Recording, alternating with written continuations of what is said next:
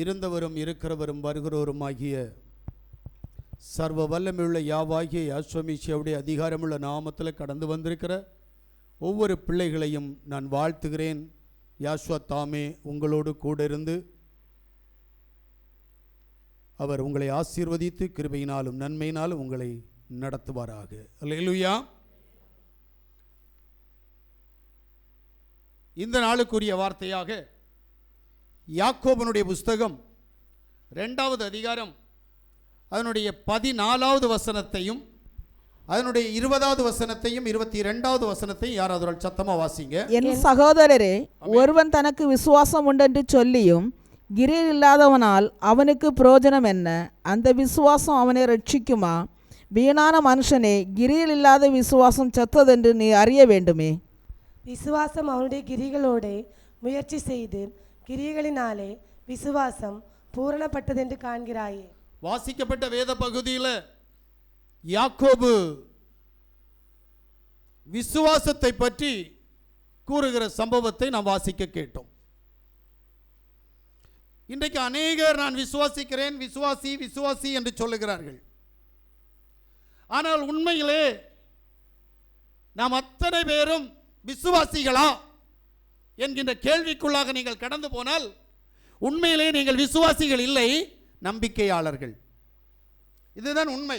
நம்புகிறோம், தேவன் ஒருவர் உண்டு என்று நம்புகிறாய், விசுவாசிக்கவில்லை. நான் தேவனுடைய பிள்ளை என்று நம்புகிறாய், ஆனால் விசுவாசம் இல்லை. நம்பிக்கை வேறு, விசுவாசம் வேறு. ஆனால் யாக்கோபு இங்கே சொல்லும் போது சொல்லுகிறான், ஒருவன் தனக்கு விசுவாசம் உண்டென்று சொல்லியும் கிரியை இல்லாதவனானால் அவனுக்கு பிரயோஜனம் என்ன? அந்த விசுவாசம் அவனை ரட்சிக்குமோ? 20வது வசனத்தில் சொல்றார், வீணான மனுஷனே, கிரியை இல்லாத விசுவாசம் செத்ததென்று நீ அறிய வேண்டுமோ? ஆமென். 22வது வசனத்தை வாசிக்கிற போது விசுவாசம் அவனுடைய கிரியைகளோடு கூட முயற்சி செய்து கிரியைகளினாலே விசுவாசம் பூரணப்பட்டதென்று காண்கிறாய். விசுவாசம் வித்தியாசமானது. எனக்கு தெரிஞ்சு விசுவாசத்தில் பூரணம் என்பதை நான் அறிந்திருக்கிறேன். பூரண விசுவாசத்திற்குள் நம்ம இப்போ போக வேண்டாம். ஏன்னா நம்மளால் விசுவாசத்துக்குள்ளாலே போக முடியாத நமக்கு எப்படிங்க பூரண விசுவாசத்துக்குள்ளே போக முடியும்? ஆனால் இங்கே தேவன் நமக்கு கிட்ட கேட்குற கேள்வி என்ன அப்படின்னா, விசுவாசத்தை நீ எப்படி நினைச்சுக்கிட்டு இருக்கிற? கிரியை இல்லாத விசுவாசம் செத்தது. விசுவாசம் உன்கிட்ட எங்க கிரியையில காமிக்கிற?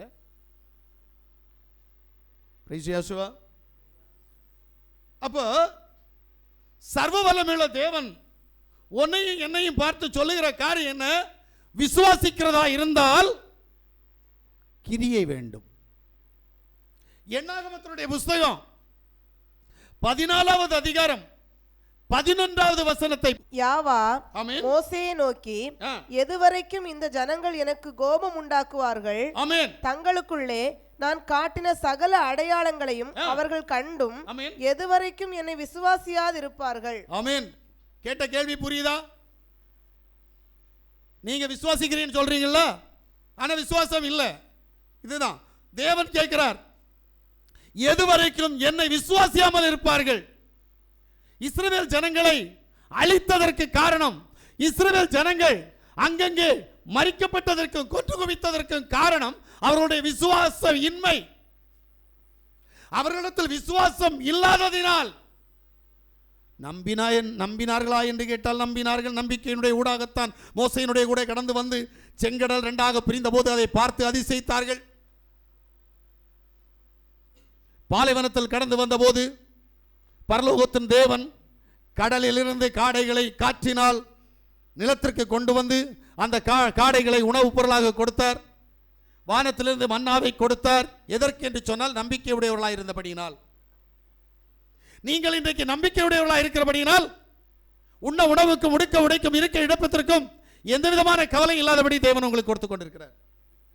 அல்லேலூயா. ஆனால் விசுவாசம் இல்லை.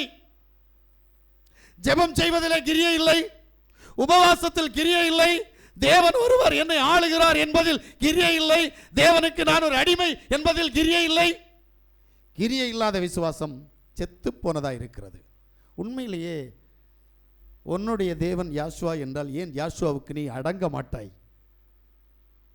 அடங்க மாட்டேங்கிற, அவர் சொல்றது கேட்க மாட்டேங்கிற. என்ன கேட்கிறார்ல, மோசே பார்த்து கேட்டது தானே, நான் செய்த அடையாளங்களையும் அற்புதங்களை நினைத்து கூட அவர்கள் விசுவாசியாமல் இருக்கிறார்களே, காரணம் என்ன? உனக்கு செய்த நன்மைகள் போதாதா?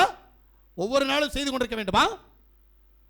யாசுவா இந்த பூமியில் இருந்தபோது முதலாக அற்புத அடையாளங்கள் ஊடாகத்தான் ஜனத்தை தன்வசம் இழுத்தார். உங்களுக்கு நல்லா தெரியும், ஒரு நாள் 5 அப்பத்தையும் 2 மீனையும் கொண்டு 5000 பேரை போஷித்தார். அதுபோல் இன்னொரு நாள் செய்தார். இப்போ ஜனங்களுக்கு ஒரு பழக்கம் வந்துருச்சு, போனால் அப்பம் கிடைக்கும், போனால் மீன் கிடைக்கும், அதனால வந்தாங்க. அடுத்த நாள் ஒன்று கூட கொடுக்கல. ஆனால் அதில் ஒரு விஷயம் தெரியுமா, 12 கூட நிறைய இருந்துச்சு, யாருக்கும் ஒரு பீஸ் கூட கொடுக்கல. உனக்கு மட்டும் தந்துட்டு இருக்கணுமோ? ஏன் ஒரு அற்புதம் உனக்கு போதாது? ஒரு அடையாளம் உனக்கு போதாது? உன்னை தற்காத்துக் கொள்கிறது போதாது? உனக்கு செய்த அதிசயங்கள் போதாது? போதாது என்றால் நீ பிசாசு பிடித்தவன், போதாது என்றால் நீ பிசாசு பிடித்தவள். இன்னும் அற்புதத்தை அடையாளத்தை தேடுகிறாயே. யார் தேடுவது? இஸ்ரவேலர் தேட மாட்டாராம், வேற யாரோ தேடுவாங்களாம். யாரு நீ? வேதத்தை அழித்த, தேவ சமூகத்தை புறம்பாக்கின நீ கிரேக்கர்களாக இருக்கணும். முடியுமா? அற்புதத்தை தேடுகிறவர்கள் இவர்கள் தான். ஏனென்றால் உனக்கு அடையாளமாக பல தடவை அற்புதம் செய்து விட்டார். உனக்கு அடையாளமாக பல சந்தர்ப்பங்களில் நன்மைக்குரிய காரியங்களை உனக்கு செய்து முடித்திருக்கிறார். பிள்ளைகள் படிக்கிற நேரம் எக்ஸாமுக்காக இங்கே கூப்பிட்டு வருவாங்க, படித்து முடிச்ச பிறகு வேலைக்காக கூப்பிட்டு வருவாங்க. வேலை கிடைச்சி கை நிறைய சம்பளம் கிடைச்சதுன்னா கடவுள் வேண்டாம். எப்படி? ஆனால் அதுக்கு மொத்தமாக ஒரு நாள் கொடுப்பார் அந்த பிள்ளைக்கும் உனக்கும். அது அப்போ என்ன நடக்குன்னு சொல்லி யோசித்து பார்த்துக்க. தேவனை நீ என்ன நினைக்கிறது தெரியுமா? எனக்கு தெரிஞ்சு சுயநலம் அவருக்கு ஜாஸ்தி. அவர் கொடுக்கிறத ஒருத்தன் திருப்பி கொடுக்கல அப்படின்னா அப்படியே கொடுப்பார் அவனுக்கு சமாதானத்தை எடுக்கிறதுக்கு. ஒன்று இல்லைன்னா உன் வீட்டில் பிசாசு வந்துடும். அது நீ அல்ல, உனக்கு உண்டான யார் நினைச்சாலும் அந்த பிசாசு போகாது. ஏன்னா சமாதான குறைச்சல் உன்னுடைய குடும்பத்தில் நடந்து கொண்டே இருக்கணும். இதான் உண்மை. ஏன்னா தேவன் உன்னிடத்தில் விரும்புகிறத நீ செய்யல. ஏன்னா அதற்காகவே உன்னை அழைத்தார், அதற்காகவே உனக்கு தந்தார். உன்னுடைய கற்பத்தின் கனிகளை அப்படி ஆசீர்வதித்து கொடுத்தார். உன்னுடைய கையின் பிரயாசங்களை ஆசீர்வதிக்கிறார். உன்னுடைய வாழ்க்கையில தேவன் அதிசயங்களை அற்புதங்களை செய்தார். ஆனால் விசுவாசிக்க முடியவில்லை. ஏன்? நம்பிக்கையாளர்களாகவே இருந்து கொண்டிருக்கிறோம். பக்கத்தில் இந்த பையன் இருக்கிறான், அண்ணனுக்கு பார்த்தானே பயத்தில், அது நம்பிக்கை, விசுவாசம் இல்லை. ஆமீன். விசுவாசம் என்றால் என்ன? நான் விசுவாசிக்கிறேன், ஆராதிக்கிற இந்த இடத்தில் அநேக ஆத்துமாக்கள் உலாவிக் கொண்டிருக்கிறது. எஸ், ஆமீன். என் வேதம் அப்படி சொல்லுகிறது. நான் அதை விசுவாசிக்கிறேன். இது கண்ணால் பார்க்க முடியாதது. பார்க்க முடியாததை விசுவாசித்தால் விசுவாசம். வேதம் சொல்லுகிறது, நம்பப்படுகிறவர்களின் உறுதியும் காணக்கூடாதவைகளுடைய. நான் கண்ணால பார்க்க முடியல இன்னைக்கு தேவ தூதர்களை. ஆனா இருக்கிறாங்களான்னு கேட்டா இருக்கிறாங்க. ஏன்னா இப்ப என்னுடைய பக்கத்தில் 2 பேர் இருக்கிறாங்க. நான் நம்புறேன். என்னுடைய வலது பக்கத்தில் ஒருவரும் இடது பக்கத்தில் ஒருவருமாக இருந்து என்னை கண்காணித்து என்னை வழிநடத்தி கொண்டிருக்கிறது உண்மை. விசுவாசிக்கிறேன், அது விசுவாசம். தேவனை எப்படி விசுவாசிக்கிற? ஆமா, எனக்கு பிள்ளைய கலெக்டர் ஆக்குவார், விசுவாசிக்கிற. என் பிள்ளையை என்ஜினியர் ஆக்குவார், விசுவாசிக்கிற. நல்ல புருஷனை தருவார், நல்ல மாப்பிள்ளையை தருவார், விசுவாசிக்கிற. இது விசுவாசமானு கேட்டால் இல்லை, நம்பிக்கை. ஏன்னா அவருக்கு புரோக்கர் வேலை இல்லை. பிள்ளைகளுக்கு கல்யாணம் பண்ணி வைக்கிற, பொண்ணு பார்த்து கொடுக்குற, மாப்பிள்ளை பார்த்து கொடுக்குற புரோக்கர் வேலை அவர்கிட்ட இல்லை. வேலை கொடுக்குற கம்பெனி அவர்கிட்ட இல்லை. நான் நினச்சேன், நான் கேட்டேன்னா இந்த பையனுக்கு நல்ல கவர்மெண்ட் வேலை கொடுக்குறது அவர்கிட்ட கேட்டிருப்பேன், அங்கே உள்ள கவர்மெண்ட் வேலைக்கு. ஆனால் இல்லையே, என்ன பண்ணுறது? அதனால தான் உனக்கு கிடைக்க மாட்டேங்குது. பிரைசியாசுவா, உண்மை சொல்கிறேன், உங்களுடைய விசுவாசத்தை நீங்கள் தயவு செய்து துருதட்டி எழுப்பணும். உங்களுடைய நம்பிக்கையை மட்டும் வைத்துக்கொண்டு தேவனுடைய ராஜ்யத்திற்கு போக முடியுமா என்று கேட்டால் முடியாது. இந்த உலகத்தில் நீங்கள் விசுவாசி என்ற பெயரில் வாழலாம், ஆனால் தேவனுக்கு நீங்கள் விசுவாசிகளா என்று கேட்டால் இல்லை. நம்பிக்கையாளர்கள். இந்த நம்பிக்கையாளர் என்ற பெயர் எங்கே இருக்கு தெரியுமா? இஸ்லாத்தில் தான் இருக்கு. அவர்கள் அல்லாஹ்வுடைய விசுவாசிகள் இல்லை, அல்லாஹ்வுடைய நம்பிக்கையாளர்கள். நீங்களும் அதுபோல் மேசியாவுடைய நம்பிக்கையாளர்களை தவிர விசுவாசிகள் இல்லை. ஆனால் தேவன் நம்பிக்கையாளர்களை தேடுவதில்லை, விசுவாசிகளை தேடுகிறார். எதற்கென்றால் விசுவாசிகளாக வரக்கூடியவர்கள் மட்டுமே அவருடைய பிள்ளையாய் சேர வேண்டும். அவருடைய பிள்ளைகள் மட்டுமே மனவாட்டி ஸ்தானத்தை எட்டி பிடிக்க வேண்டும். மனவாட்டிகள் மட்டுமே எடுத்துக்கொள்ளப்படுதலில் பிரவேசிக்க வேண்டும். அவர் ஒரு கான்செப்ட் வச்சிருக்கிறார். நாம் அந்த கான்செப்டுக்குள்ள இல்லை. அல்லேலூயா. வாசிங்க மார்க்கு சுவிசேஷம் 9வது அதிகாரம் 24வது வசனத்தை. உடனே பிள்ளையின் தகப்பன், விசுவாசிக்கிறேன் ஆண்டவரே, என் அவிவிசுவாசம் நீங்கும்படி உதவி செய்யும் என்று கண்ணீரோட சத்தமிட்டு சொன்னான். என்னது? வேதம் சரியா சொல்லுது. என்ன? நீங்க அதை 18லிருந்து 23 வரைக்கும் வீட்டில் போய் வாசித்துதான் உங்களுக்கு புரியும். தன் தகப்பனார் பிள்ளைக்காக யாசோவ இடத்தில் வருகிறார். வந்தவர்கிட்ட யாசோவ சொல்றாரு, நீ விசுவாசிக்கிறாயான்னு கேட்கிறார். நீ விசுவாசிச்சா காரியம் நடக்கும்பா, அப்போ உன்னுடைய அவிசுவாசத்தை மாற்றி போடுன்றார். உடனே அவன் சொல்லுவான், ஆண்டவரே என்னுடைய அவிசுவாசத்தை மாற்றி தாரும். பிரைஸ் யாசுவா. நமக்கு அவிசுவாசம் பண்ணி நமக்கு இன்னைக்கு வரைக்கும் தெரியல. சுமார் 10 வருஷம் 15 வருஷம் 20 வருஷம் 5 வருஷம் 4 வருஷம் 2 வருஷம்னு சொல்லிட்டு சபைக்குள்ளால் இருக்கிறோம். ஆனா நான் விசுவாசியா இல்ல அவிசுவாசியா என்பது நமக்கு தெரியல. இதான் ஒரு பெரிய கதை. என்ன அப்படின்னா, யோவான் சுவிசேஷம் 6வது அதிகாரம் 66வது வசனத்தை வாசித்து பாருங்க. அது கரெக்டா 666 வாசித்து பாருங்க, அப்ப உங்களுக்கு புரியும். அது முதல் அவருடைய சீஷர்கள் அநேகர் அவருடனே கூட நடவாமல் பின்வாங்கி போனார்கள். எதுக்கு? என்ன சொன்னாங்க தெரியுமா? இது கடினமான உபதேசம், இதை யார் கை கொள்வார்? என்ன சொன்னார் தெரியுமா? அவரு உபதேசம் என்ன சொன்னார்? என் மாம்சத்தை புசித்து என் ரத்தத்தை பானம் பண்ணுங்கள். இவர் மாம்சத்தை நாம சாப்பிடணுமா? இவர் ரத்தத்தை நம்ம குடிக்கணுமா? இடறி போனவங்க அத்தனை பேரும் திரும்பி வரல. இப்போ நீ எங்கே இடறியோ அதுக்கப்புறம் என்ன நடித்தாலும் நடிக்கிறதுக்கு கில்லாடியாக இருக்கலாம், ஆனால் நீ தேவ சமூகத்தில் வர முடியாது. ஏன்னா அது அநேகருடைய வாழ்க்கையில் நான் பார்க்குறேன். என்ன தான் எச்சரிப்பின் சத்தம் வந்தாலும் எச்சரிப்பின் சத்தத்திற்கு செவி கொடுத்து மனம் திரும்புகிற காரியம் நம்ம இடத்துல அநேகரிடத்தில் இல்லை. தேவன் நேசிக்கிறார். அவர் நேசிக்கிறதுனால சிட்சித்து போதித்து வழிநடத்த விரும்புகிறார். ஆனா நாம சிட்சையை அற்பமாக நினைத்து அவரை உதாசீனப்படுத்திக் கொண்டிருக்கிறோம். இதான் வாழ்க்கை. எனக்கு இங்க இருக்கிற அநேகரை தெரியும். என்னதான் எச்சரிப்பின் சத்தம் கேட்டாலும், என்னதான் அடி விழுந்தாலும், என்னதான் பிரச்சனை வந்தாலும் மனம் திரும்ப மாட்டோம். ஆனா தேவன் எங்களுக்கு எல்லாம் செய்யணும். இது என்ன காமெடி? தேவன் அப்படி செய்ய மாட்டார். ஏதோ உனக்கு வரவேண்டியதற்கான உழைப்பை யாரோ போடுகிறதுனால் உனக்கு வந்து கொண்டிருக்கிறது. இல்லையானால் நீ நாளை கஷ்டப்பட போகிறாய், அதை மறந்துடாத. எனக்கு அநேகருடைய வாழ்க்கை எனக்கு தெரியும். வாழ்க்கை நம்மளை ஏதோ ஒன்றை செஞ்சு எங்கேயோ அழைத்து கொண்டு போகிறது. காரணம் என்னவென்று கேட்டால் விசுவாசம் இல்லை. நீங்கள் விசுவாசித்து பாருங்கள், நீங்கள் விரும்புவதற்கு அதிகமாய் என் யாசுவா உனக்கு அதிகமாய் செய்வார். ஆனா நீ விசுவாசிக்க மாட்டேங்கிறியே. யாருக்கு தெரியாது நான் தேவனுக்கு உண்மையாக இருந்தால் தேவன் எனக்கு பெரிய காரியங்களை செய்வார்னு யாருக்கு தெரியாது? என்கிட்ட அடிக்கடி ஒரு ஆள் சொல்லும், இங்கே நான் ஜெபம் பண்ணா எனக்கு நல்லது நடக்கும், ஆனால் நான் ஜெபம் பண்ண மாட்டேன். யார் தெரியுமா? இங்கே பாருங்க, பக்கத்தில் இருக்க பிள்ளை நினைக்கிறாங்களா? ஆமாம் ஆமாம், இவதான் எல்லாம் இவதான். நான் ஜெபம் பண்ணா எனக்கு நடக்கும், ஆனால் நான் ஜெபம் பண்ண மாட்டேன். நான் விசுவாசிச்சா எனக்கு கிடைக்கும், ஆனால் நான் விசுவாசிக்க மாட்டேன். நான் தேவனை துதிச்சா எனக்கு கிடைக்கும், ஆனா நான் துதிக்க மாட்டேன். இது என்ன கான்செப்ட்? எனக்கு ஒண்ணுமே புரியல. அப்புறம் இங்க வந்து உட்கார்ந்து என்ன பிரயோஜனம்? கையில பைபிளை தூக்கி என்ன பிரயோஜனம்? சபைக்கு போய் என்ன பிரயோஜனம்? ஏன் அவருடைய சத்தத்திற்கு செவி கொடுக்க மறக்கிறோம்? நம்முடைய சுகபோகமான வாழ்க்கை தடைபட்டு விடக்கூடாது என்பதற்காக. மறந்து விடாதீர்கள். நாம் ஏன் கீழ்ப்படியவில்லை என்று சொன்னால், என்னுடைய சுகபோகமான வாழ்க்கை, நான் நிம்மதியாக தூங்க வேண்டும், நான் நிம்மதியாக சினிமா பார்க்க வேண்டும், நான் நிம்மதியாக ஆட்டம் பாட்டத்திற்குள் கடந்து போக வேண்டும். அதற்கு என் தேவன் எனக்கு தடையாக இருக்கக்கூடாது. நான் தேவனை நினைக்க மாட்டேன். இதுதான் கான்செப்ட். அந்த அம்மா மட்டும் இல்லை, எல்லாரும் அப்படிதான். இதுக்கு காரணம் என்ன தெரியுமா? முதல்ல பணம் தான் உன்னை விசுவாசத்தை விட்டு வெளிவிலக பண்ணுகிறது. நல்லா புரிஞ்சுக்கிட்டேன். ரெண்டாவது படிப்பு. இப்படி என்கிட்ட சில காரியங்கள் நான் வச்சிருக்கிறேன் வேதவசனத்தினுடைய ஊடாய்.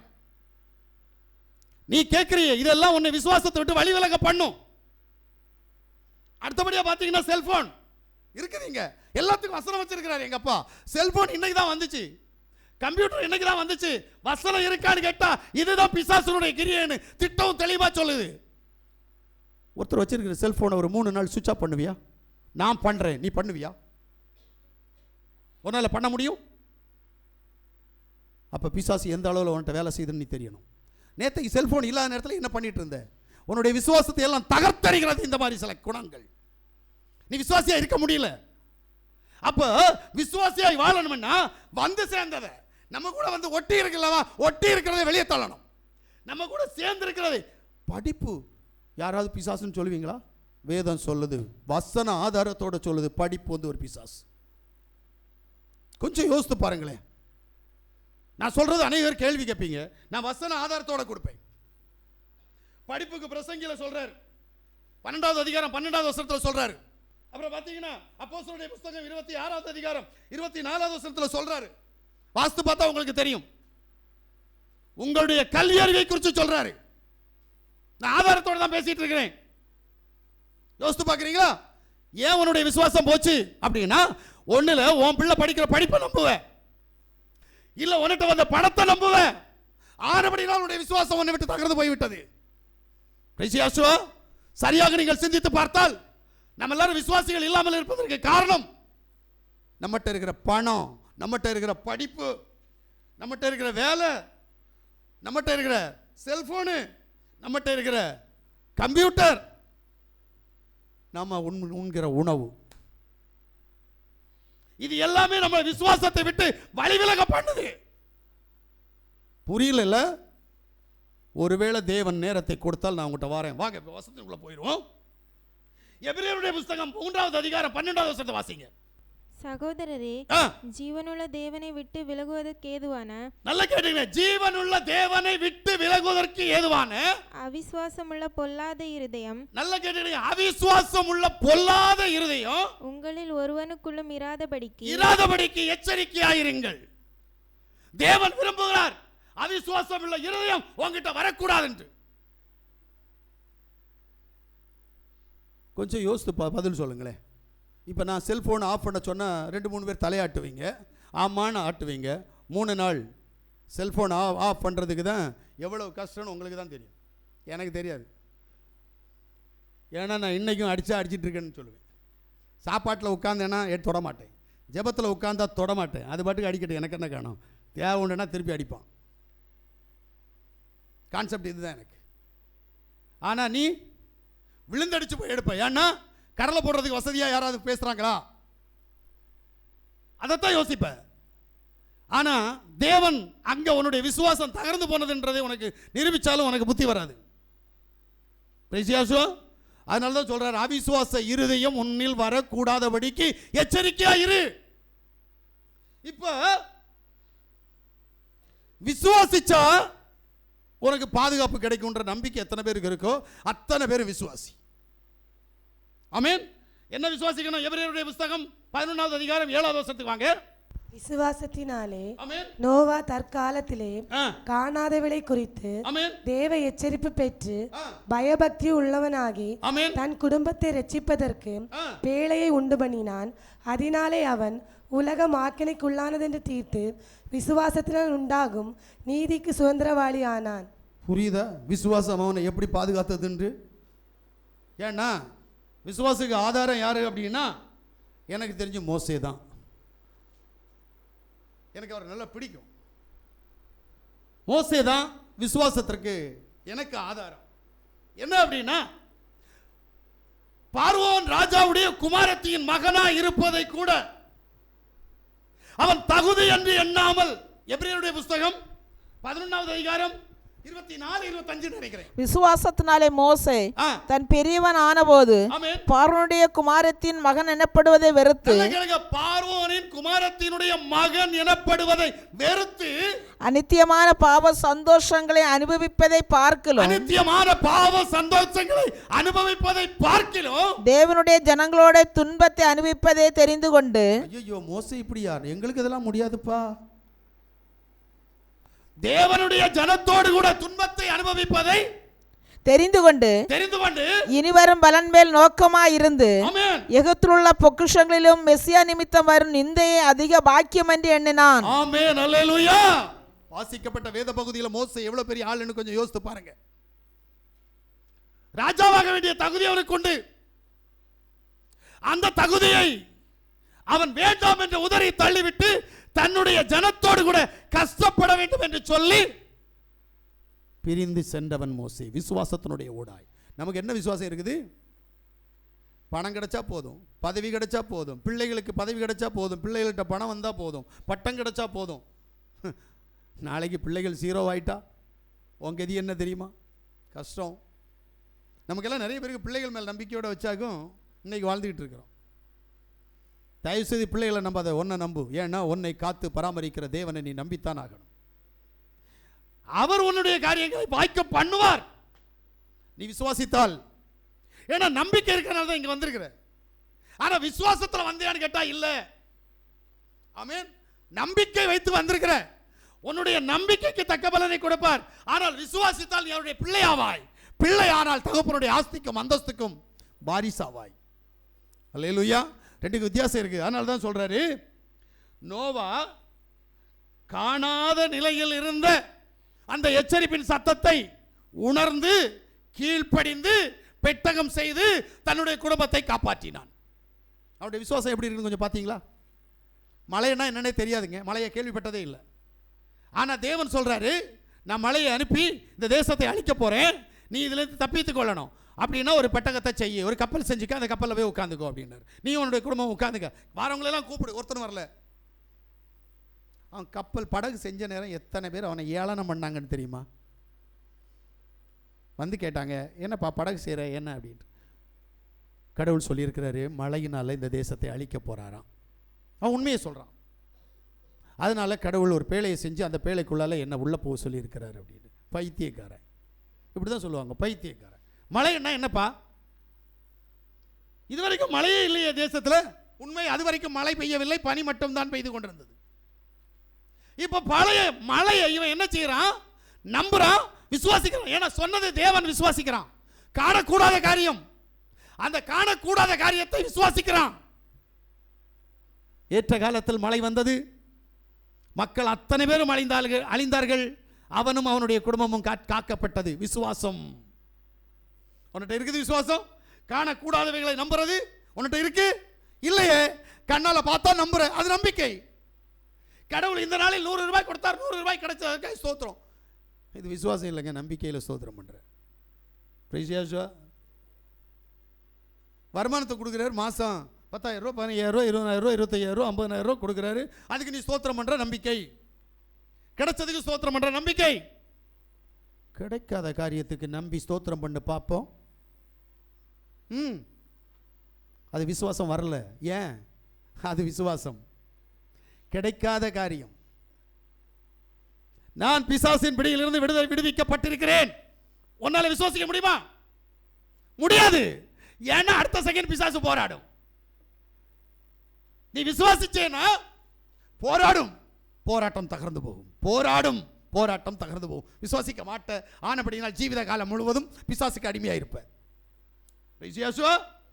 இதுபோல ராகாப் என்னும் வேசியை குறித்து நான் வேதத்தை வாசிக்கிற போது எவருடைய புஸ்தகம் 11வது அதிகாரம் 31வது வசனத்தை வாசிங்க. விசுவாசத்தினாலே ராகாப் என்னும் வேசி வேவுக்காரரை சமாதானத்தோட ஏற்றுக்கொண்டு கீழ்ப்படியாதவர்களோடு கூட சேதமாகாதிருந்தாள். நல்லா கேட்டுக்கிடுங்க. இப்ப இஸ்ரவேலர் வராங்க. வர்ற நேரம் என்ன இருக்குது? எரிகோ பட்டணம் தடையா இருக்குது. எரிகோ பட்டணத்துக்குள்ளால வேவு பார்க்கிறதுக்காக சிலர் உள்ள போறாங்க. உள்ள போனவங்களை யாருமே ஏத்துக்கல. ஆனா ராகாப் என்னும் வேசி இஸ்ரவேல் ஜனங்களுடைய வரவை கேள்விப்பட்டாள். பட்டவள் விசுவாசத்தினுடைய ஊடாய், ஏன்னா ராஜா இவளை கொன்னுடுவான். இப்படி வேவு பார்க்க வந்தவங்களை வீட்டில் ஏற்றி வச்சிருந்தா இவ செத்துருவா, கொலை பண்ணிடுவா. இதை ஒரு பொருட்டா நினைக்கல. வேதம் சொல்லுகிறது, ஒரு வேசி விசுவாசித்தபடினால் வேவுக்காரரை தன்னுடைய வீட்டில் வைத்து அவர்களை அரவணைத்து அவர்களுடைய காரியம் வேவு பார்க்கிறது முடிந்த பிறகு பத்திரமாய் அனுப்பி வைக்கிறாள். நீ செய்வ? ஜெபம் பண்றதுக்கே முடியல, அப்புறம் உயிருக்கு பயந்து தேவனுக்கு பிரியமான காரியத்தை நீ செஞ்சிருவியா? பிரிசியாசுவா, தேவ சமூகத்தில் ஒரு காரியத்தை நீ என்னைக்கு சொல்றியோ அதை செஞ்சு முடிக்காத வரைக்கும் உனக்கு பிரச்சனை.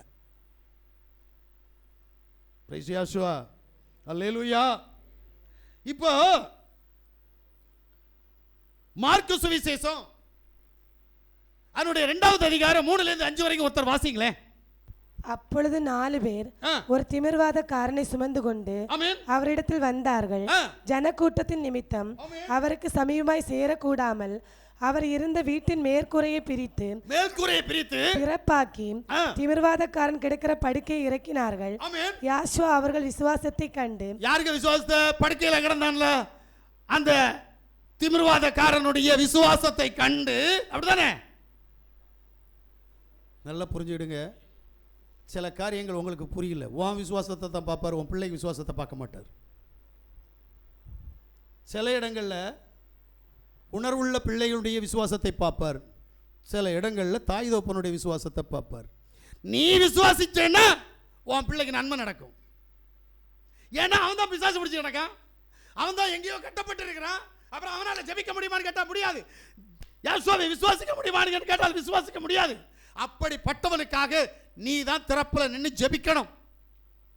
அப்போ உன் பிள்ளைக்கு விடுதலை வருமானு கேட்டால் விடுதலை வரும்.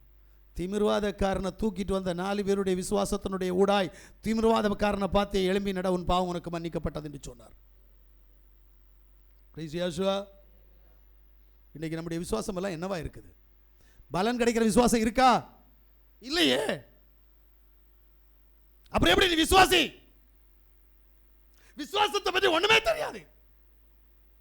இங்க ஒரு பையன் இருக்கிறான், 12ஆம் கிளாஸ்ல படிக்கிற நேரமோ 10ஆம் கிளாஸ்ல படிக்கிற நேரமோ விசுவாசம் இருந்தது. இப்போ பார்த்தீங்கன்னா செல்போன்ல தான் விசுவாசம். அவனுக்கு 100% செல்போன்ல விசுவாசம். அவனுக்கு வேலை கிடைக்கல. நான் சொல்றேன், மக்களை ஜெபம் பண்ணுடா, ஜெபம் பண்ணா கடவுள் தருவார். ஜெபம் பண்ண மாட்டேன், நான் செல்லு தான் பார்ப்பேன். இந்த கான்செப்டை கொஞ்சம் யோசித்து பாருங்களேன். வேலை கிடைக்கிறத விடவும் அப்டால் ஒரு செல்போன் அவனுக்கு ஜீவனா இருக்குது. எப்படின்னு கேட்கிறேன். சரிதானப்பா? பிரைசியாசுவா, நாம மாறாத வரைக்கும் நமக்கு நன்மை உண்டாகாது. நீங்க வேணும்னா திரைக்கடல் ஓடி திரவியம் தேடுவதற்காக ஓடி போங்கள். அங்கேயும் போய் நீ ஜெபிக்கலைன்னா நடக்காத கதை. பிரைசியாசுவா, கொஞ்சம் நல்லா புரிஞ்சுடுங்க. எப்பவும் சரி, நீ தேவனை எந்த அளவுக்கு நம்புறியோ, தேவ சமூகத்தில் எந்த அளவுக்கு விசுவாசத்தோடு வைராக்கியத்தோடு அவருக்குள்ள நீ வாழ்றியோ அந்த அளவுக்கு உனக்கு தருவார். அல்லேலூயா. நான் இங்கே ஒருத்தரை நினச்சிக்கிட்டு இருந்தேன், பரவாயில்ல நல்ல வசதியாக தான் இருப்பாங்கன்ட்டு. கடைசியில் பார்த்தா வருது, ஐயோ நாங்கள் கடத்தில் இருக்கிறோம். ஏன்? நீ தேவனுக்கு உண்மையாக இருந்தால் தேவன் உன்னுடைய கையின் பிரியாசத்தை உனக்கு ஆசீர்வதித்து உன்னை பெருக பண்ணுவார். இல்லைன்னா கையில் வரும், காணாமல் போயிடும். கை கெட்டது வாய் கெட்டாது. புரிஞ்சுக்கோ, நான் சொல்றது நிஜம். நீ எந்த அளவுக்கு தேவனை கனப்படுத்துறையோ அந்த அளவுக்கு தேவன் உனக்கு கொடுப்பார். தேவனால கூடாத காரியம் ஒண்ணு இல்ல, நம்பு.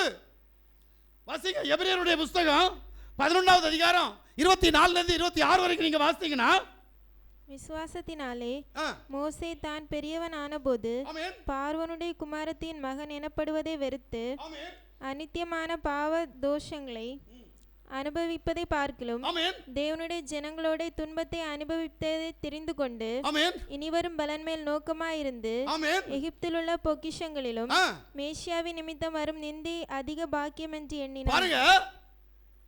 சர்வ வல்லமையுள்ள தேவன் விசுவாசத்தினுடைய ஊடாய் என்ன செய்கிறார் அப்படின்னா, அந்த 25வது வசனத்தில் கொடுத்திருக்கிறார். என்ன? பாவ சந்தோஷத்தை வெறுக்க வைப்பார். சும்மா இல்ல. பாவம் ஏன் நீ செய்யறேன்னு தெரியுமா? முதல்ல ஏன் பாவம் உன்னை தொடர்கிறது தெரியுதா? நீ விசுவாசம் இல்லை. நீ விசுவாசம் இல்லாததினால் பாவத்தை உன்னால் வெறுக்க முடியல, விட வேண்டியதை விட முடியல, தேட வேண்டியதை தேட முடியல, பெற்றுக்கொள்ள வேண்டியதை பெற்றுக்கொள்ள முடியல. காரணம் பாவ சந்தோஷத்திற்குள் விசுவாசம் இல்லாமல் நீ வாழ்ந்துகிற வாழ்க்கை.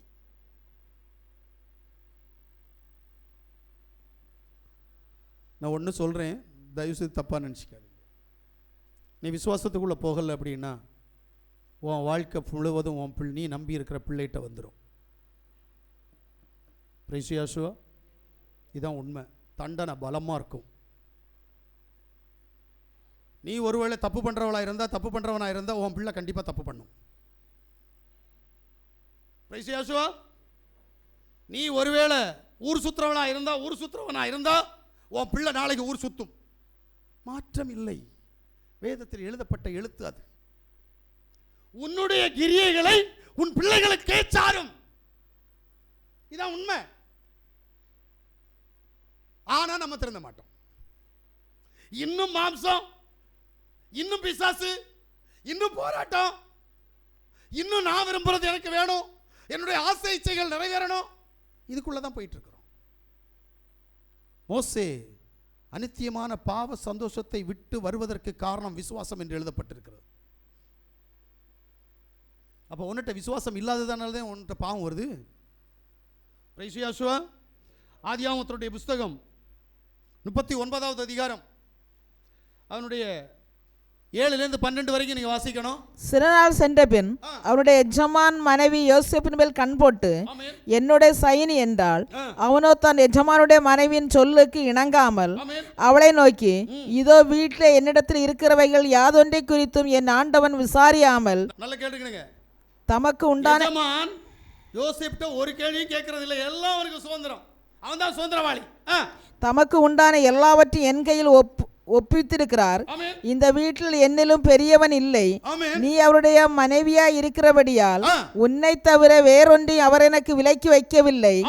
இப்படி இருக்க நான் இத்தனை பெரிய பொல்லாங்குக்கு உடன்பட்டு தேவனுக்கு விரோதமாய் பாவம் செய்வது எப்படி என்றான். யோசேப்பு தேவனை விசுவாசிக்க ஆரம்பித்தவன்.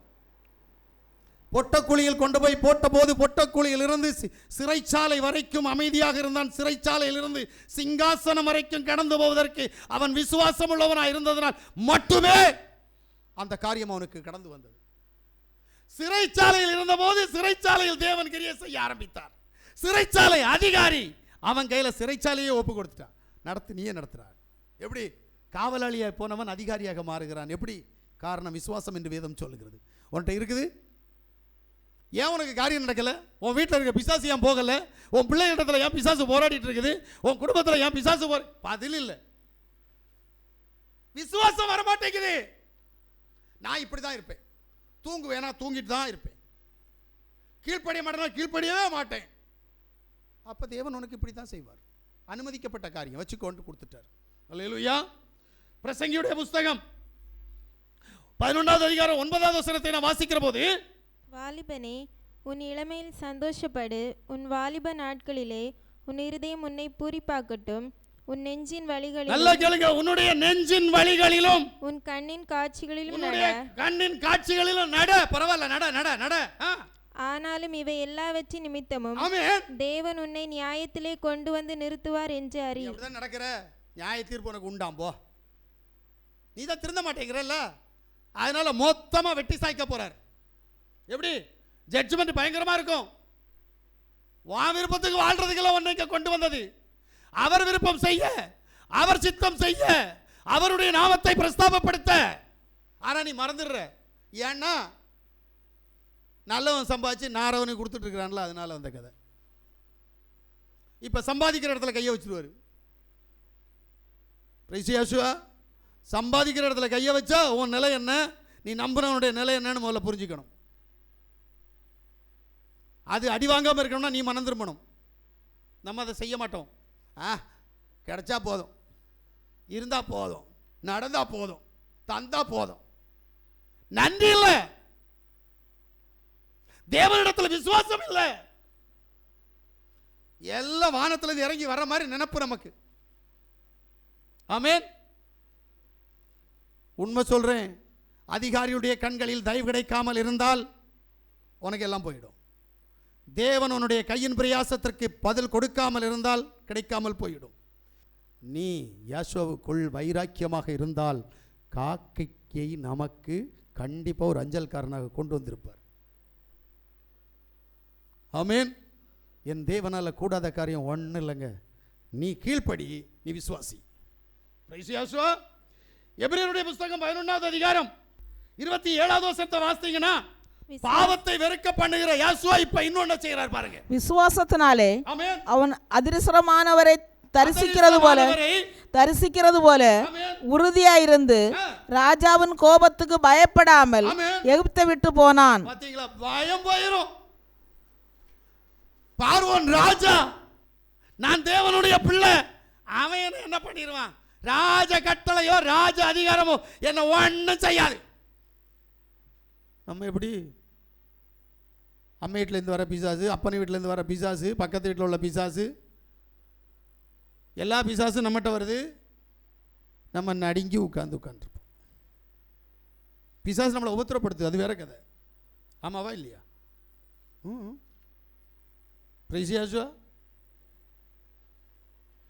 ஏங்க, ஒரு நாள் தகப்பன் வீட்டிலேருந்து ஒரு பிசாசு வருதுன்னு வைங்களேன், அது போச்சுன்னு நீ நினைப்ப. நீ சரியான விசுவாசி இல்லைன்னா சந்தர்ப்ப சூழ்நிலை மறுபடியும் கடந்து வரும். ஆனால் வந்தால் முதல்ல செஞ்ச கிரியை செய்யாது, அதோட அதிகமாக செய்யும். இங்கே தான் நீங்கள் யோசிக்க வேண்டிய ஒரு பகுதி. வந்தது தெரியுதுல்ல, மனம் திரும்பு. எனக்கு சொல்ல தெரியாது, ஐயோ தகப்பன் வீட்டிலேருந்து வந்ததை நீ விரட்டி விடுன்னு எனக்கு சொல்ல தெரியாது. நீ தான் விரட்டணும். ஏன்னா அது உன்னுடைய பாரம்பரிய கட்டு. எப்படி உனக்கு சொந்தமாச்சு? எனக்கு அதான் வேணும். உன் வீட்டில் உங்கள் அம்மா அப்பாவுக்கு 4 பிள்ளைகள் 5 பிள்ளைகள் இருக்கும். எப்படி நீ சொந்தக்காரியான, நீ சொந்தக்காரனான? என்னுடைய கேள்விக்கு பதில் நீ சொல்லணும். உன்னுடைய பாசம், தேவனுக்கு கொடுக்க வேண்டிய பாசத்தையும், தேவனுக்கு கொடுக்க வேண்டிய அன்பையும், தேவனிடத்தில் விசுவாசிக்க வேண்டிய விசுவாசத்தையும், தேவனிடத்தில் வைக்க வேண்டிய நம்பிக்கையும் தேவ சமூகத்தில் இல்லாமல் நாசியில் சுவாசம் உள்ள மனுஷனிடத்தில் நீ வைக்கிற நிமித்தமாக அவரிடத்தில் உள்ளது உனக்கு வருகிறது. ஆமென். கொஞ்சம் யோசித்துக்கிடுங்க. நம்முடைய விசுவாசத்தை முதல்ல தூசி தட்டணும். இல்லாமல் பயம் போகாது, பாவம் போகாது, பயம் போகாது. இது வேதம், வேத சத்தியம். ஆமென். ஏன்னா 23வது வசனத்தை வாசிங்களேன். மோசே பிறந்தபோது அவருடைய தாய் தகப்பன்மார் அவனை அழகுள்ள பிள்ளை என்று கண்டு விசுவாசத்தினாலே ராஜாவுடைய கட்டளைக்கு பயப்படாமல் அவனை 3 மாதம் ஒளித்து வைத்தார்கள். ஆமென். அல்லேலூயா. வாசிக்கப்பட்ட வேத பகுதியில் மோசேனுடைய தாய் அரசனுடைய சட்டத்திற்கு மீறி அவள் தன் பிள்ளையை பாதுகாக்கிறாள். என்ன காரணம் என்று சொன்னால், ராஜாவினுடைய சட்டம் என்ன? இஸ்ரவேல் ஜனத்திலே பிறக்கக்கூடிய பிள்ளைகளை ஆற்றிலே மூழ்கடித்து கொலை செய்ய வேண்டும். ஆண் பிள்ளைகளை நல்லா புரிஞ்சிடுங்க. ஆண் பிள்ளைகளை ஆற்றில் மூழ்கடித்து சாகடிக்க வேண்டும். இது சட்டம். பெண் பிள்ளைகளை உயிரோடு வைக்க வேண்டும். ஏன்னா அங்கே சந்ததி உருவாகக்கூடாது என்பது, இஸ்ரவேல் ஜனத்திட்ட சந்ததி உருவாகக்கூடாது என்பது ராஜாவுடைய கட்டளை. ஏன்னா இஸ்ரவேல் ஜனங்கள் 70 பேர் புறப்பட்டு போனாங்க. எத்தனை லட்சம் பேர் கடந்து வரான்? அவனுக்கு அதிசயம். ஏன் நாட்டுக்கு வந்தது மொத்தம் 70 பேர்டா, இந்த 70 பேர் இப்படி எப்படிடா லட்சக்கணக்கில் ஆனானுங்க? போடுறா சட்டம், எல்லா ஆம்பளை பசங்களையும் கொண்டுடு. இப்போ இந்த அம்மாவுக்கு பிள்ளை அழகுள்ள பிள்ளை என்று கண்டது. இது தேவனுடைய சித்தத்தின்படி பிறந்திருக்கிற பிள்ளை என்பதை அவள் உணர்ந்தாள். ஆனபடியினால் 3 மாதம் அழுகை சத்தம் கேட்குமா கேட்காதா? ராணுவ வீரர்கள் சுத்தி சுத்தி நடப்பாங்க, அழுகை சத்தம் கேட்கும். ஆனால் அவள் விசுவாசித்தாள். என் பிள்ளையின் அழுகுரல் இந்த அரசாங்கத்தின் காதுகளில் கேட்காது, நான் இந்த பிள்ளையை வளர்ப்பேன். 3 மாதம் வளர்ந்தாள். 3 மாதம் வளர்த்தவள் அந்த குழந்தையை ஆற்றிலே ஒரு பெட்டகம் செய்து அந்த குழந்தையை விட்டாள். விட்டபோது அவள் சொன்னாள், மீரியாம், உன்னுடைய தம்பியை நான் ஆற்றிலே அனுப்புகிறேன். என் பிள்ளை யாரிடத்தில் போய் சேருகிறான் என்பதை உற்று கவனித்துக்கொள். எப்படி தைரியம் கொண்ட ஸ்திரீ! சர்வ வல்லமையுள்ள தேவனால் தைரியமும் விசுவாசமும் அவளுக்கு வந்தது. பயம் இல்லை. நீ என்ன பண்ணுவ? கொஞ்சம் யோசித்து பாரு. ஆப்ரால் ஜெபிக்கிறதுக்கே பிசாசு விடலைன்னா ஜெபிக்காம இருக்கிற.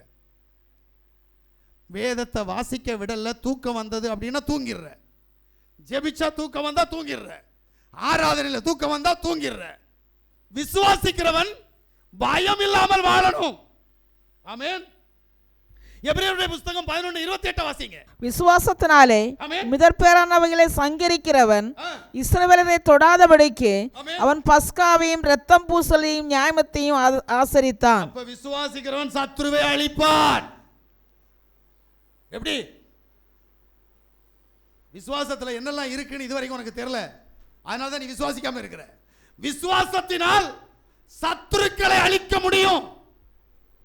விரோதிகள் உண்டு என்று கேட்டால் உண்டு. இந்த பூமியில் வாழ்கிற அத்தனை பேருக்கு விரோதி உண்டு. முக்கியமாய் வானமண்டலத்தில் உள்ள பொல்லாத ஆவிகள், இப்பிரபஞ்சத்தின் அந்தகார லோகாதிபதிகள், நாசியிலே சுவாசமுள்ள மனிதர்கள், அத்தனை பேர் விரோதிதான், அத்தனை பேர் சத்ருவிதான். ஆனால் விசுவாசிக்க ஆரம்பித்தால் ஒவ்வொரு சத்ருவாக நீ அழிப்பாய். அழிக்க முடியும். எனக்கு தெரிஞ்சு இந்த கூடாரம் இருக்கிற இடம் ஒரு பாறை இருந்துச்சு. அந்த பாறை பொல்லாத பாறை. இந்த ஊர்க்காரங்கெல்லாம் வந்து சொன்னாங்க, இதில் வீடு கட்டி நீ 6 மாதம் இருக்க மாட்டப்பா, உன் பிள்ளைகளை நீ கொடுத்துருவ, உனக்கு நாசம் வந்துடும். இந்த ஊர் மொத்தம்.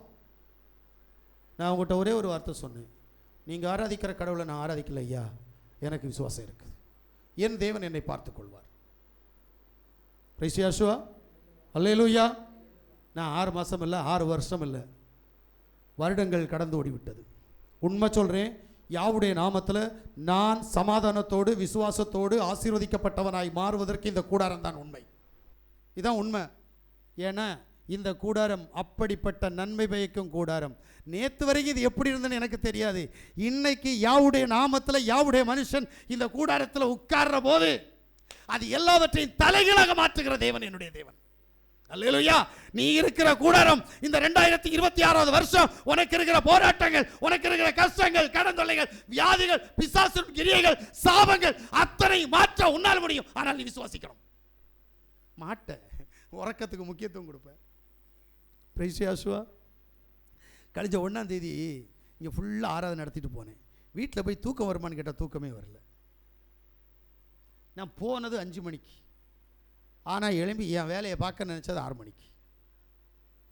அதுக்கப்புறம் பகலில் தூங்கணுமா இல்லை ராத்திரி தூங்கணுமா இதெல்லாம் யோசிக்கிறது எனக்கு வேலை இல்லை. என் தேவன் என்னை நடத்த வல்லமையுள்ள தேவன். ஆனால் எனக்கு இருக்கிற நோய்க்கு நான் தூங்கித்தான் ஆகணுமா? 8 மணி நேரம் கம்பல்சரி தூங்கணுமா? அட போயா, நீ சொல்கிறது நான் என்ன கேட்குறது? ஏன்னா என் தேவன் என்னை பலப்படுத்தி கொண்டிருக்கிறார். உனக்கு 24 மணி நேரம் தூங்கினாலும் தூக்கம் பத்தாது. என்ன பண்ணுறது? ஜெபிக்க பைபிளை எடுத்தா, ஜெபிக்க பேப்பரை எடுத்தா தூங்குவேன், ஆராதனைக்கு வந்தா தூங்குவேன், வீட்டில் போய் பைபிள் வாசிக்கணும்னு சொன்னா தூக்கம் வருது.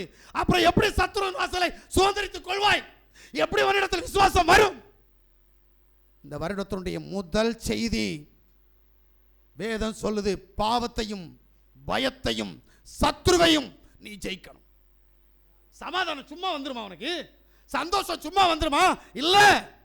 நீ கொடுக்க வேண்டியதை கொடுத்தால் கிடைக்க வேண்டியது தானாக கிடைக்கும். இன்புட் இல்லாம அவுட்புட் இல்லை.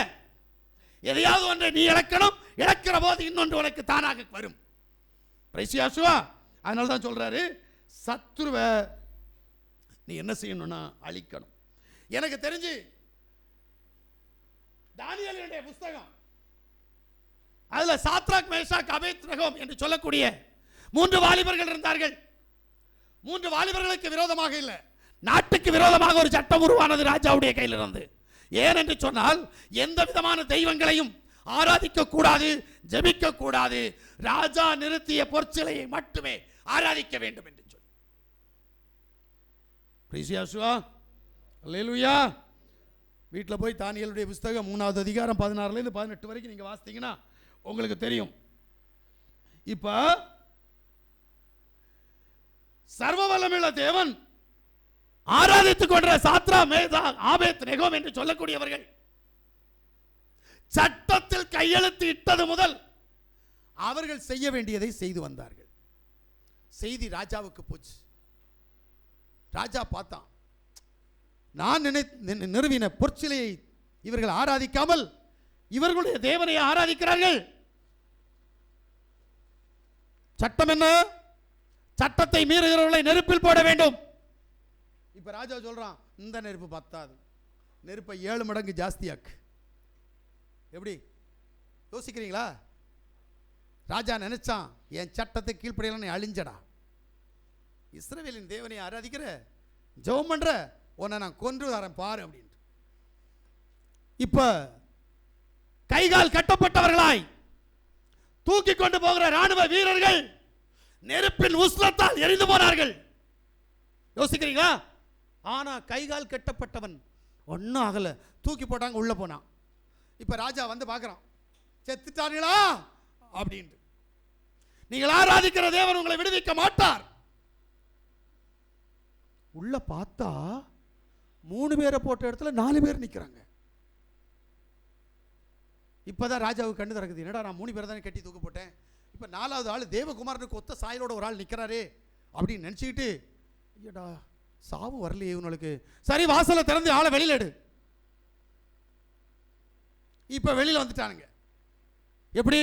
ஆராதித்த நிமித்தமாய், விசுவாசத்த நிமித்தமாய் அக்கினி ஜோலையிலிருந்து 7 மடங்கு அதிகரிக்கப்பட்ட அக்கினி ஜோலையிலிருந்து என் தேவன் விசுவாசத்திற்கான பலனை கொடுத்தார் அல்லவா, உனக்கு ஏன் தரல?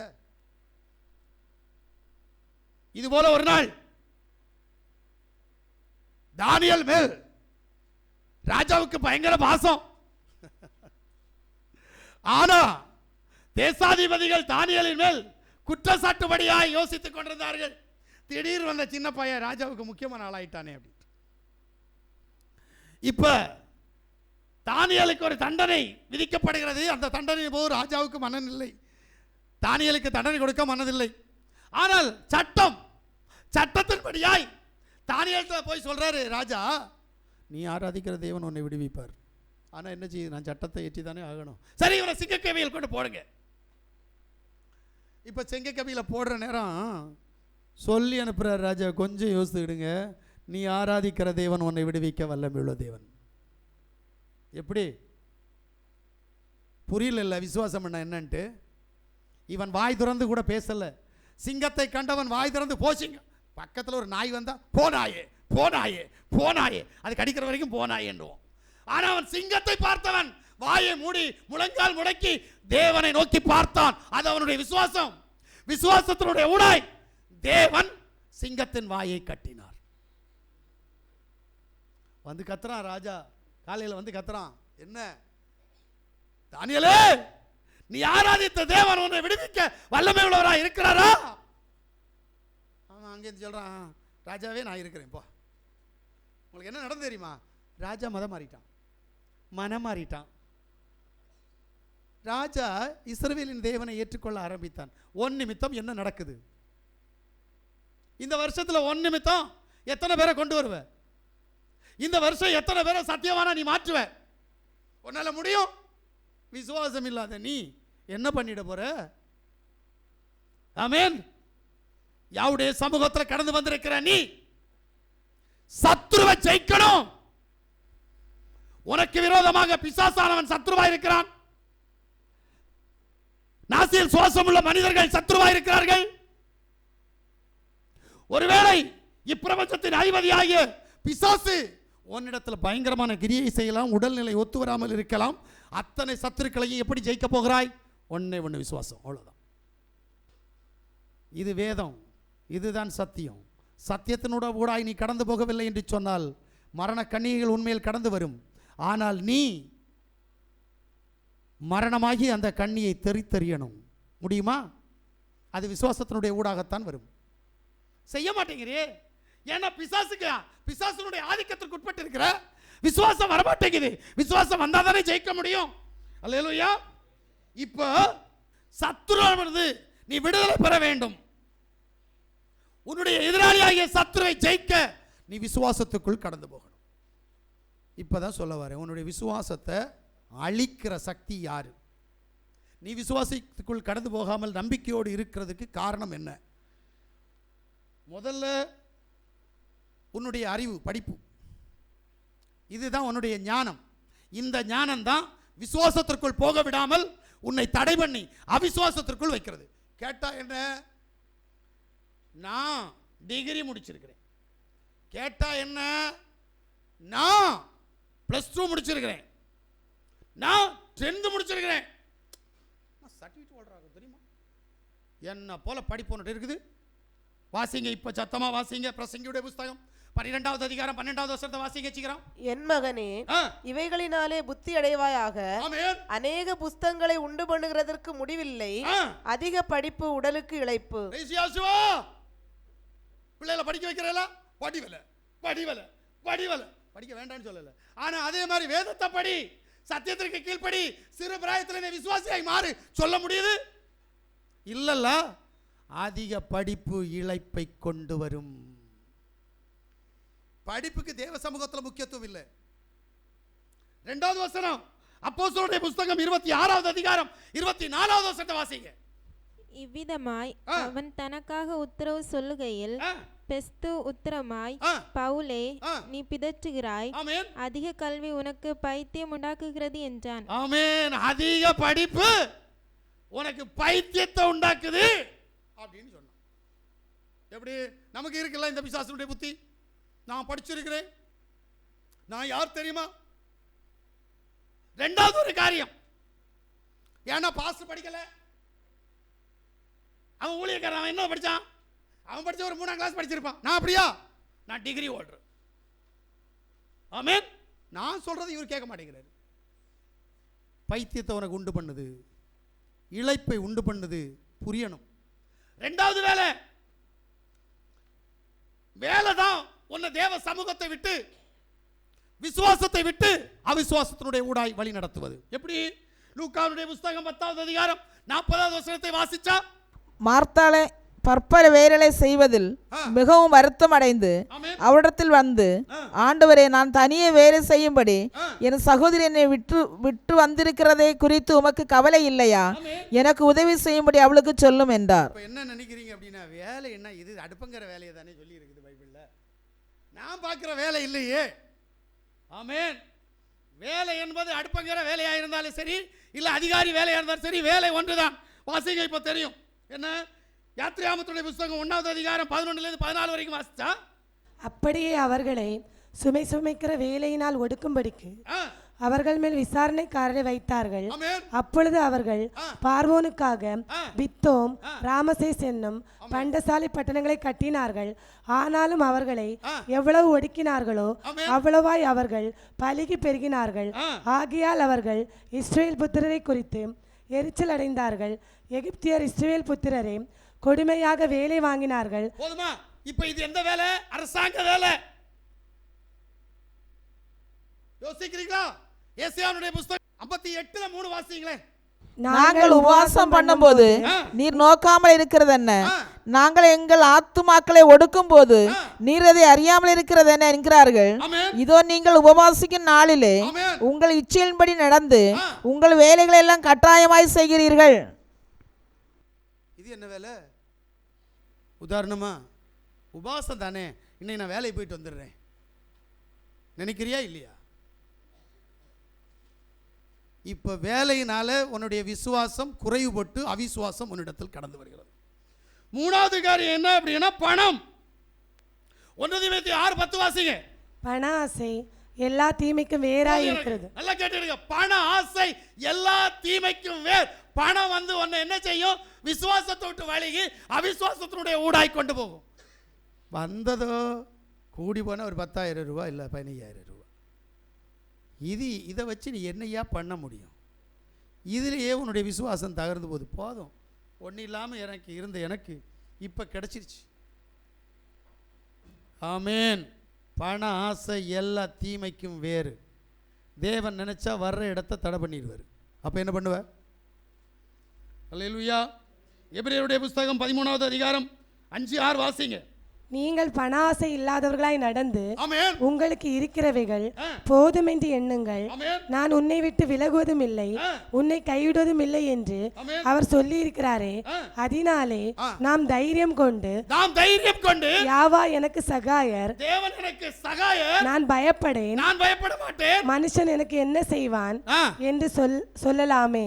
நினைப்பியா? நீ தான் பணத்தை நம்பி இருக்கிற நேரத்தில் எப்படி இதையெல்லாம் விசுவாசிக்க முடியும்? இப்போ 3வது காரியம் பணம். 4வது காரியம் உணவு. பிலிப்பியருடைய புத்தகம் 3:19 வாசிங்க. சாப்பாட்டின் மூலமாக எப்படி அவிசுவாசம் நம்மட்ட வருதுன்னு யோசிச்சு பார்க்கணும். அவர்களுடைய முடிவு அழிவு, அவருடைய தேவன் வயறு, அவருடைய மகிமை, அவருடைய இச்சையை, அவர்கள் பூமிக்கு அடுத்தவைகளை சிந்திக்கிறார்கள். யோசிக்கிறியா? என்ன தின்னணுமோ அதுக்கு என்ன வேணாலும் தியாகம் பண்ணுவோம். இங்கேருந்து நாகர்கோவில் போய் ஹோட்டல் போய் உட்கார்ந்து சாப்பிடணுமா? ரைட். இங்கேருந்து ட்ரிவாண்ட்ரம் போய் உட்கார்ந்து சாப்பிடணுமா? ரைட். நான் எங்கே போய் சாப்பிடுவேன், ஆனால் கடவுளை தேட மாட்டேன். சரி, போகிற இடத்துல ஆண்டவரே இந்த ஆகாரத்தை எனக்கு நீர் தந்திருக்கிறீர், இதற்கான செலவு பண்ணுறதுக்கான பணத்தை தந்திருக்கிறீர், இதை ஆசீர்வதியும், இதை உண்டு உமக்கு உண்மையும் உத்தமமாக ஊழியம் செய்ய, உமக்கு உண்மையாக இருக்க, உம்முடைய நாமத்தை மகிமைப்படுத்த எனக்கு பலன் தாரும். கேட்டிருக்கியா என்னையாவது? இல்லையே. அப்புறம் எப்படி உனக்கு விசுவாசம் வரும்? புரியுதா? எங்கேயோ இடறி போயிட்டு இருக்கிற. அடுத்தபடி சொல்றாரு, தொலைக்காட்சி. வீட்டில் போய் வாசிங்க. வெளிப்படுத்தலுடைய புத்தகம் 11வது அதிகாரம் 7லேருந்து 9 வரைக்கும் வாசித்தோம்னா, எருசலேம் தேவாலயத்து பக்கத்தில் செத்து கிடக்கிறவன் இந்த உலகம் முழுவதும் ஒரே நேரத்தில் பார்க்கக்கூடியதான் தொலைக்காட்சி பெட்டி. அந்த பெட்டி தான் இன்னைக்கு உனக்கு விசுவாசத்தை எடுக்கிறது. அடுத்தபடியா பார்த்தீங்கன்னா செல்போனும் கம்ப்யூட்டரும். இப்படி ஒவ்வொன்றாக உன்னுடைய விசுவாசத்தை தகர்க்க பண்ணுகிறது. சர்வ வல்லமையுள்ள தேவன் மோசே ராஜ்யபாரத்தில் உட்கார வேண்டியவன் விசுவாசத்தினுடைய ஊடாய் தன்னுடைய ஜாதி, தன்னுடைய ஜனம் ஏழையாய் ராஜ்யபாரத்திற்கு அடிமையாய் இருக்கிறது. ஆனபடினால் நானும் அடிமையாக கடந்து போவேன் என்று சொல்லி கடந்து போனது போல எத்தனை பேர் விசுவாசத்திற்கு வைராக்கியமாய் கடந்து போக, அவிசுவாசத்தை விட்டு எழும்பி பிரகாசிக்க எத்தனை பேருக்கு மனசு இருக்குது? இந்த வருஷம் உனக்கு விடுதலை வேணும்னா, இந்த வருஷம் உனக்கு சமாதானத்தின் தேவன் சமாதானத்தை தர வேண்டுமானால், உன்னுடைய பிரச்சனை, போராட்டங்கள், கஷ்டங்கள், கடந்தொலைகள், வியாதிகள், பிசாசுடைய தந்திரங்கள் முறியடிக்கப்பட வேண்டுமானால், நீ விசுவாசியாக இருந்தால் சர்வ வல்லமையுள்ள தேவன் உனக்கு விரோதமாக இருக்கிற அத்தனை சத்துருக்களையும் அழித்து, உன்னுடைய பாவத்தை அழித்து, உன்னுடைய பயத்தை அழித்து, உன்னை அவர் அவருடைய ஜனமாக மாற்றுவார். நாம் எல்லாரும் முழங்கால் படிடுவோமா? எல்லாரும் ஒரு விசை தேவ சமூகத்தில் நம்மை தாழ்த்துவோமா?